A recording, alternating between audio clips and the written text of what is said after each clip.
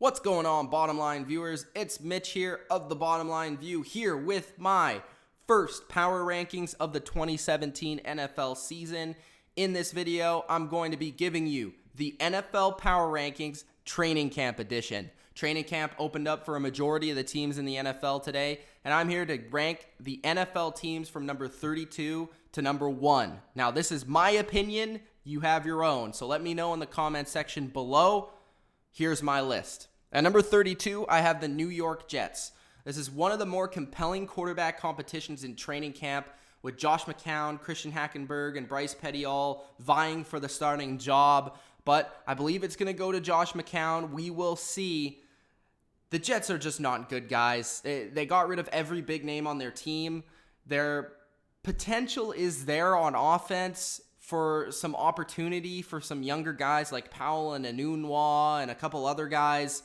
But their defense is maybe a little bit better than it was last year. They got younger. There's some potential on the D-line. They drafted Jamal Adams, who I think is going to be a very good player. But again, they got rid of a lot of their staple leader players. They're kind of getting rid of every player that can help them win games this year and trying to go for that number 1 pick. It really looks like the Jets are just trying to lose out. At number 31, the Chicago Bears. The Bears hope Mitchell Trubisky develops into a franchise quarterback, but outside of a couple young pieces like Jordan Howard, this team has plenty of issues to address after limping to a 3-13 record last season that included a 1-7 second half of the season. At number 30, I have the LA Rams. Jared Goff struggled mightily in his rookie season, throwing 5 touchdowns and 7 interceptions in 7 games, failing to pick up a victory. Will new head coach Sean McVay make a difference? I think so. He runs a creative offense that I think will help his young quarterback out, but this team has lost a lot of talent on the defensive side of the ball, and I'm just not a believer at this point. I don't think Jared Goff is going to take them very far. I'm not a huge believer, but I do believe that Sean McVay will get the best he possibly can out of the limited talent on this offense, especially Todd Gurley, who should have a better season with an improved offensive line and a new offensive scheme. At number 29, the Cleveland Browns. 10 draft picks will definitely upgrade this team. That's for sure. Myles Garrett will definitely impact this defense, and that defense does have some potential. But this team is just too young to do anything this season. They're still searching for a competent quarterback. I will give them this. I really love what they did along the offensive line in the offseason, and I think that their run game will be massively improved. So I think the Browns will win a couple more games because of that. At number 28, the San Francisco 49ers. Kyle Shanahan moves this team up a couple spots basically on his own. As you guys know, I'm a huge fan of Kyle Shanahan and the way he runs his offense. This offense will be tough to stop due to his scheme. There's a lot of quality additions that I loved in the offseason in both free agency and the draft that made a lot of sense for this team. I like the direction of this franchise. It's young, it's bright, and I'm looking forward to the San Francisco 49ers, not exactly this year, but in the next couple of years. At number 27, the Buffalo Bills. A lot of losses of key players. It's a new era in Buffalo. Not sure what to think about Sean McDermott, but I do think that this team has a strong run game, and that will definitely keep them in games. Not to mention that Tyrod Taylor is kind of underrated, and I think he'll at least keep them above the worst 5 teams in the NFL or so. I think the Bills are a little bit better than that group. At number 26, the Cincinnati Bengals. They have a ton of offensive talent that is all back together this year. Plus, you add a speedy man, the speediest man in combine history to this group. And it should provide a lot of fun games to watch. But this defense is an issue. It's aging. It's not quite as good as it once was. Plus, the offensive line took a massive hit in free agency, losing their 2 best linemen. I look at the Bengals with some potential on offense to have a good offense.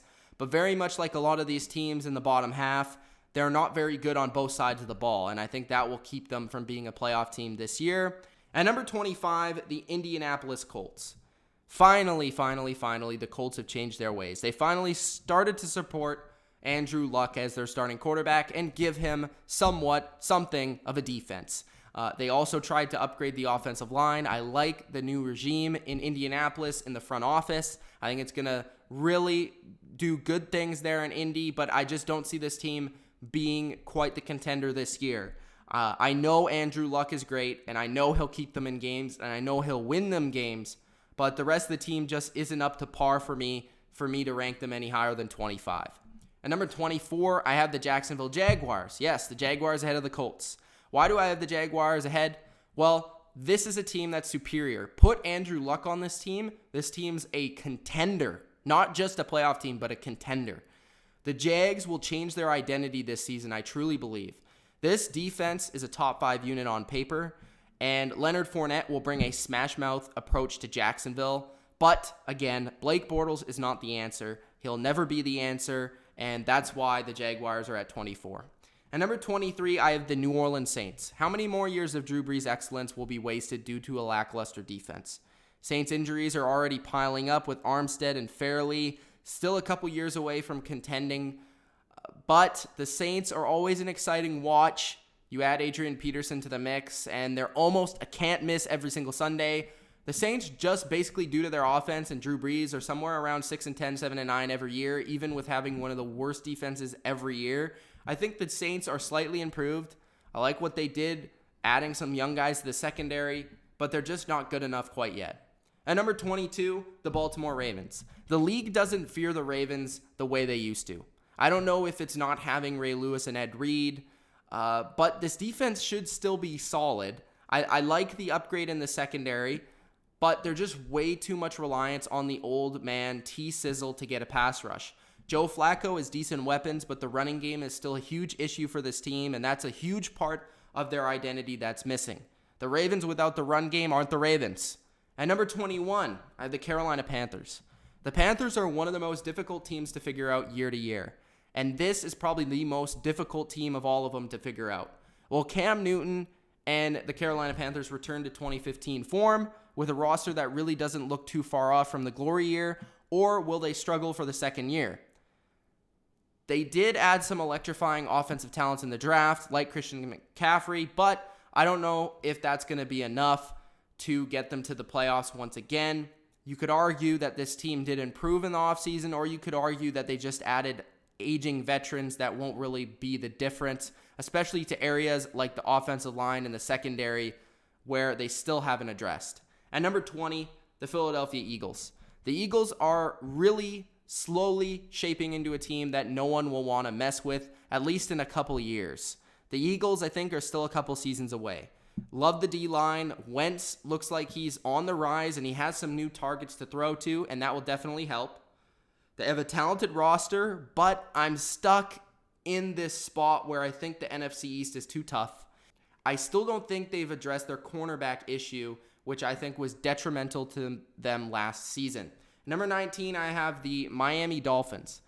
The Finns were a playoff team last year. They could be again this year. Tannehill will be back, and I think he might even have his best season ever thanks to a creative Adam Gase offense. There's a ton of people that are really pumped about Jay Ajayi, especially if you play fantasy football, but the defense is just average to me, and nothing on this team really screams anything but average. I mean, you look at every positional group, and I can't say that this team wows me in every sort of way. So I got to say that the Dolphins, they're just average. At number 18, the Minnesota Vikings.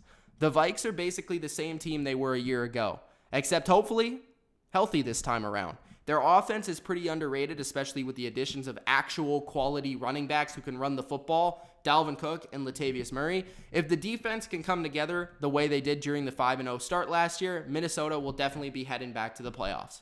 At number 17, the Kansas City Chiefs. The Chiefs are subtly ushering in a new era, and this is scaring me from picking them to go back to the playoffs. It's fishy to me. Obviously, they feel Alex Smith is not the answer. I like Mahomes. I love him. But he's a season or two away.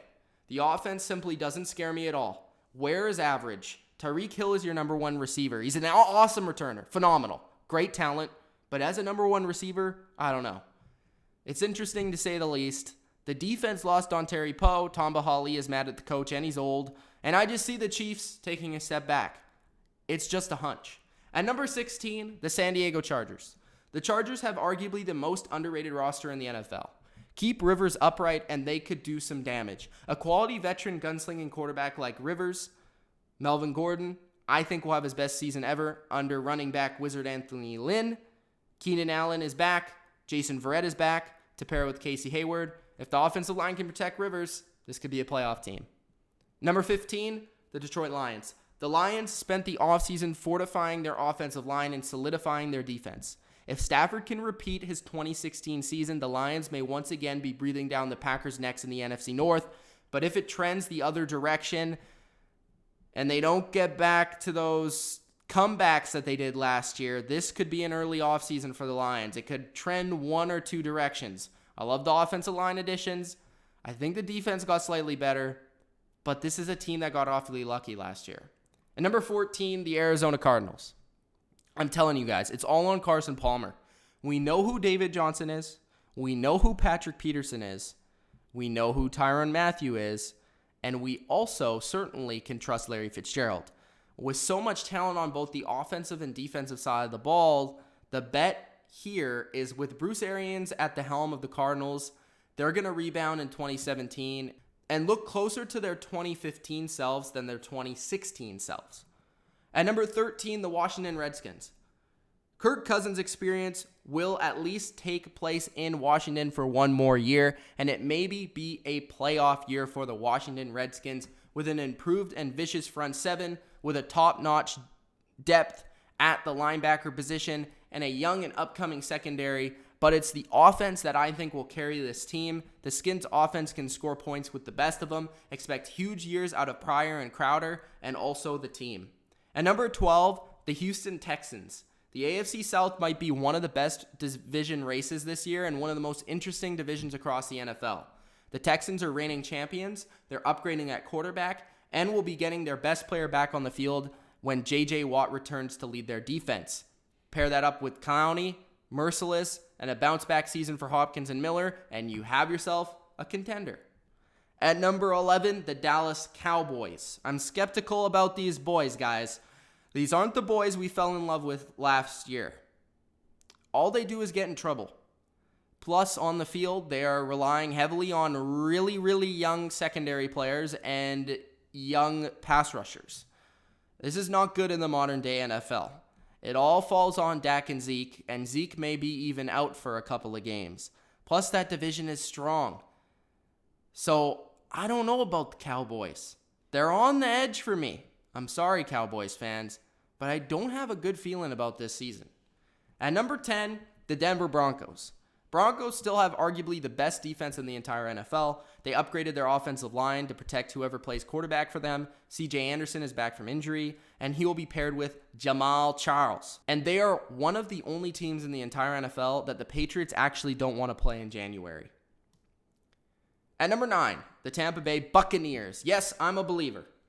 The Bucs have all the arrows pointing up. A young quarterback I have loved since the college days. Jameis has the leadership ability and talent to carry this team to the promised land, and he will be helped by one of the best wide receiver and tight end duos in the NFL.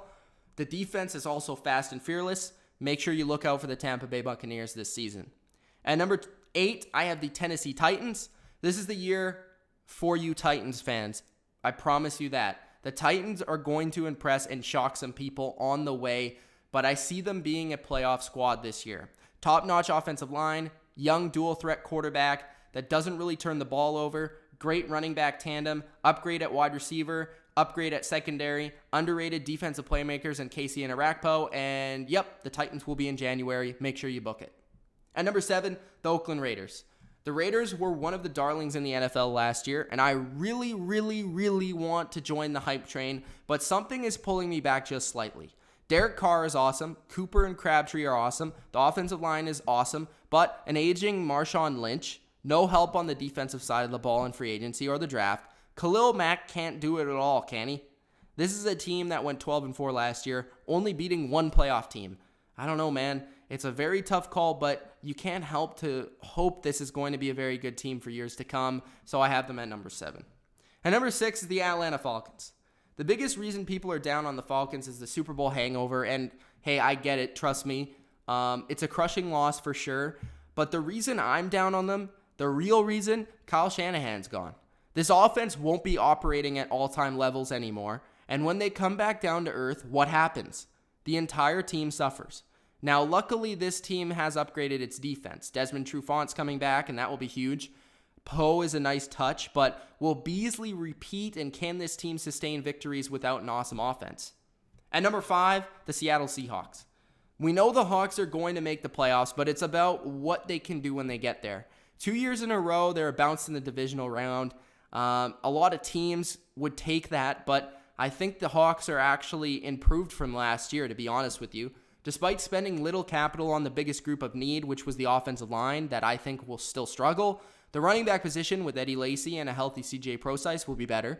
Getting Earl Thomas back is absolutely massive. And 100% Wilson, Chancellor, and Mike Bennett doesn't hurt either. And number 4, the Green Bay Packers. The Packers lost a great deal of talent this offseason, including a lot on the offensive line, but added another weapon for Aaron Rodgers in Bennett. And may have gotten a steal at cornerback in King. The team still has needs all over the field, but sometimes Aaron Rodgers and a few targets is all you need. At number 3, the Pittsburgh Steelers. Oh, the Steelers. The team with the highest of high expectations year in and year out that can't quite get by the Patriots. The 4 killer bees are back, though, and yes, Martavis Bryant is back. With retirement right around the corner for Big Ben, there's nothing in Pittsburgh there's nothing Pittsburgh would love more than to reward their beloved quarterback with another ring to his collection. Sadly, I don't quite see them jumping the Patriots, but they're one of the teams that has a chance. At number 2, the New York Giants. Whoa, okay. Whoa, Cowboys fans, settle down. Stop yelling at me. Stop throwing your tomatoes. Stop, Cowboys fans. Cowboys fans, it's okay. The Giants are my favorite in the NFC. Why are the Giants the favorite? Let me at least explain before you get your fingers going in the comments section. I feel they are the most complete team in the NFC. It's quite simple, actually. The G-men have an awesome secondary paired with a dangerous D-line. That should make the Giants D top 5. It was impressive last year. OBJ is arguably the best receiver in the NFL. Marshall has been added to the mix along with rookie tight end wide receiver Evan Ingram and Mr. Silent himself, Sterling Shepard. It's really on Eli. It's on you, pal. If you step your game up, the G-men are my NFC Super Bowl representative. It's as simple as that. The best all-around team in the NFC, to me, is the New York Giants. And at number 1, do I actually have to tell you who number 1 is? Okay, fine. Brady, Belichick, 5 rings, healthy Gronk, Cooks, undefeated. And they're already talking about 16-0? Oh. Well, Patriots are first. Okay, so that is the NFL Power Rankings Training Camp Edition So these are the Training Camp Edition NFL Power Rankings, the first of the 2017 NFL season. If you enjoyed, make sure you Gronk spike the like button. Subscribe to the channel for more NFL content all season and off season long, including fantasy football content, including top 5s, top 10s, discussion videos around the NFL, and previews, and much more. We're getting it going here on the Bottom Line View with NFL content. I hope you join the family. It's Mitch of the Bottom Line View. Thanks for joining me here today. Let me know your power rankings in the comments section below. Again, thanks for watching, and peace out.